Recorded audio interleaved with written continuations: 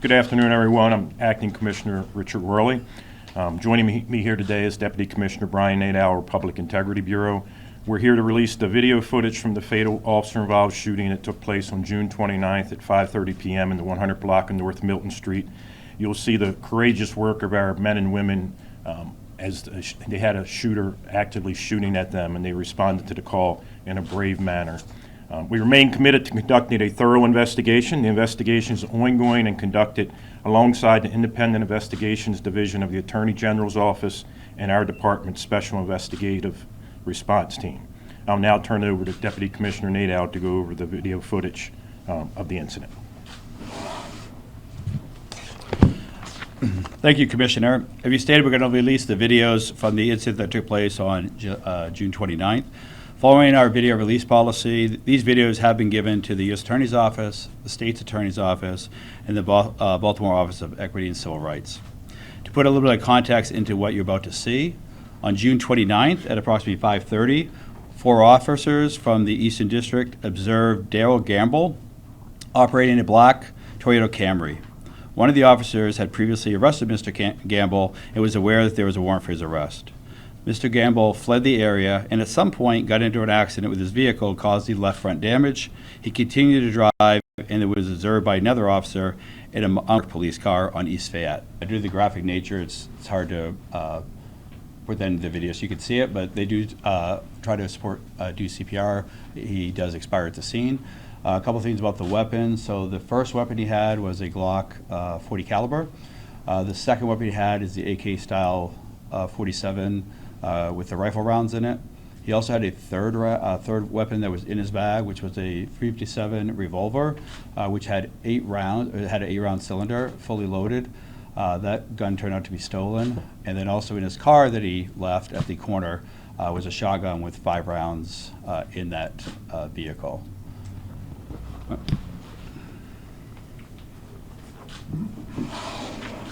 All right, I know some of that might have been confusing. We are sending out the link and the press release after this, but if there was something somebody needed clarity on, we can definitely do that. We're going to take questions. Please state your name and outlet and stick to the topic. We'll start here, we'll go this way, we'll come down around to the second row. Let's do one at a time and then we'll come back for follow-ups, okay? Phil from WBL Radio. Couple of questions. So you said that the one gun was stolen. What about the other 3? So the other 3, we've run those. So far, they've not turned out to be stolen. We're doing some further tests on those to see if they're connected to any other incidents in the city, but just the one so far has turned out to be stolen. I know it could be confusing. Do you have any indication of how many rounds were fired by the police and how many rounds the suspect fired and how many times was he hit by the police? So we don't have the autopsy report back yet, so I can't give you the latter part of your answer. As to how many rounds are fired by the officers, we do that in a multitude of ways. One is we go through the count the officers have in their weapons. 2, we go through the number of casings we filed. 3, we go through the videos, point by point checking. We've not come up with the exact total of that yet because those don't all match up. That's not unusual. Sometimes casings get lodged into a vehicle that's not there or goes down a drain, so it doesn't always match up. We know there were probably around 40 rounds fired. We have not dissected that down yet. As for the individual, we found, so far, I believe we found 33 casings from his weapon. But again, we're still going through the process of determining the exact amount. Okay, next. Janine Donaldson, WBAL. Do you know what his warrant was for? Yes, it was for CDS, controlled dangerous substance, and possession of a firearm. And the officers who originally saw the suspect knew that he was wanted. You said CDS? Yes, and possession of a firearm. And I think he asked one of my questions. Do we have his name? Yeah. That was my good question. I ran out of time. Yeah, Daryl. Yes. Daryl Gamble.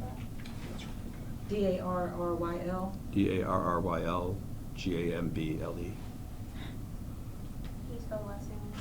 Gamble. You know, we see in the video one officer, obviously, well, 2 of them, I think, continued firing after he was down. One looked like he unloaded the clip. Is that typically a necessary amount of firing? You said around 40 or so rounds fired by the police? That's still part of the investigation, but the officers, the training is shoot to incapacitate.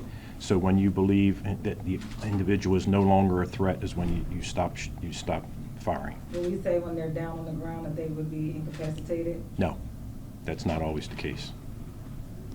Next. Had he been under surveillance at all? He wasn't under surveillance, but the officers knew that he was wanted, and when they saw him, they recognized him because they've had dealings with him in the past. So that's how this all started. Okay. And then, there was a lot of angles there. One of the officers was kind of behind the brick building when he was firing. Is that normal? Because it didn't look like he could actually see the target, but he was firing and there were, you know, homes around. Is that sort of? Yeah, you're always taught to seek cover. So if you can get cover behind the building and look around the building, he wasn't shooting. I don't believe from what we saw that he was shooting until he was able to look around the building and see the suspect. Okay, next. So, wait, just to give some context, that the building you're referring to is, at the beginning of the video, is to the right. So he's a responding officer from Fairmont. So he takes cover behind that building, looking up the sidewalk to see where the individual is.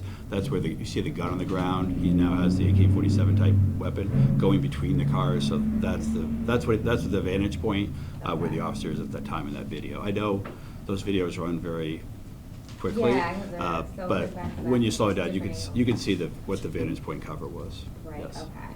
Do we know how many officers fired? 5. Have any sanctions been offered for any of the officers involved in the shooting? Anyone, I'm sorry? Sanctions? No, they're on normal administrative leave until the investigation is complete. So we have a health and wellness program at the Baltimore Police Department. It's sort of nationally recognized. We go and train other departments how to set up a health and wellness program. The experts for that are here. All officers involved in any of these type of incidents automatically go into the program to go through counseling, debriefing, et cetera. And so that's where the officers are at this point. And will the names of the officers be shared with us as well? They were released. They were released. Commissioner, really, it's been a little over a month since you've been in this position, a lot going on. Brooklyn, that you didn't dealing with this. How would you say things are going? There's been a lot of violence, but the city has a lot of violence in its history, and my job is to continue us moving in the right direction and continue to have reductions. This was an incident where our officers did an outstanding job of taking an armed, dangerous criminal off the streets. I want to make sure everyone gets a chance to ask their question before we do follow-ups. Commissioner, the video picks up with the suspect's car. First off, is that his car? And it starts off with his car being disabled. We don't know how it got to that point. Did officers disable the car in any way? Were there shots before this? Can you kind of discuss kind of how they came across the car to begin with? Yeah, they actually saw the car, saw the individual in the car. The initial officer the officer who initiated the pursuit lost the car.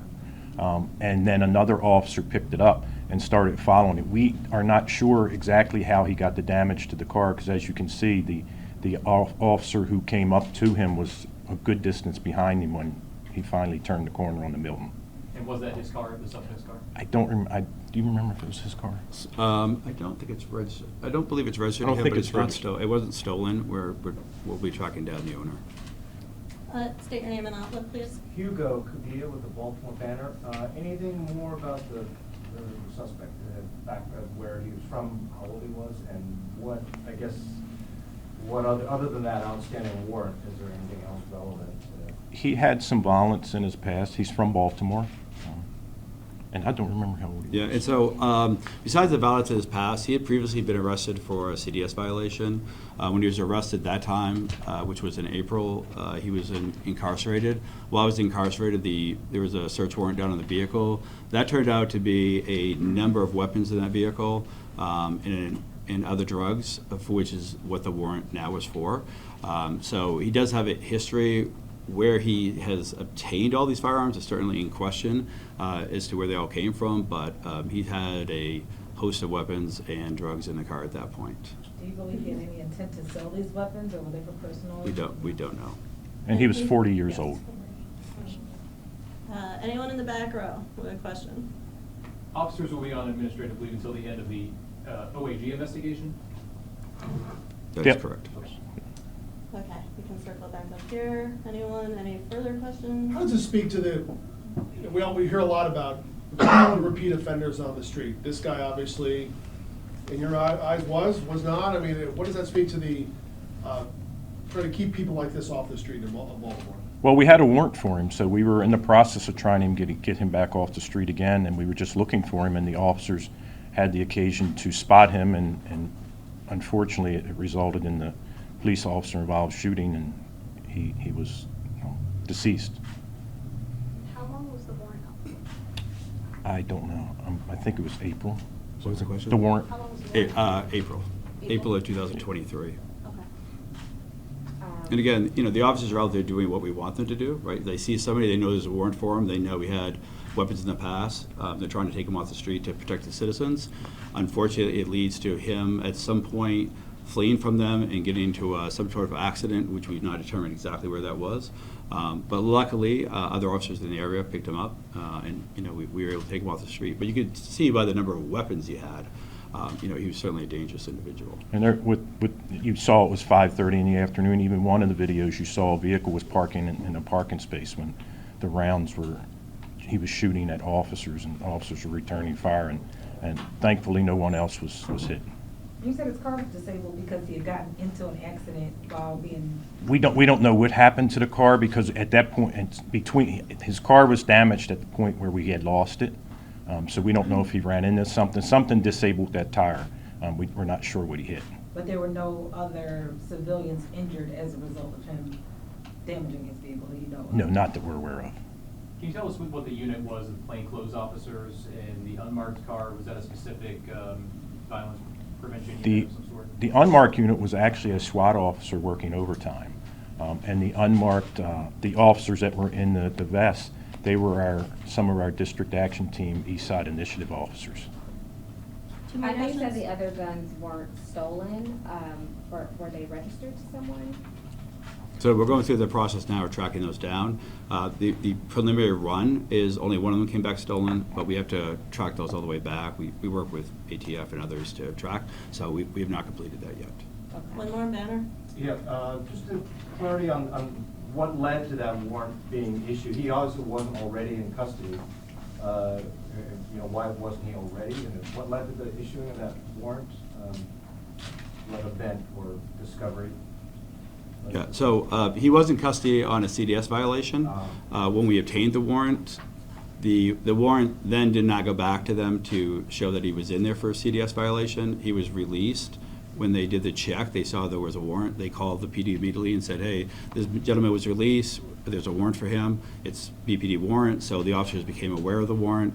They were looking for him since he was released, which I don't have the exact date he was released.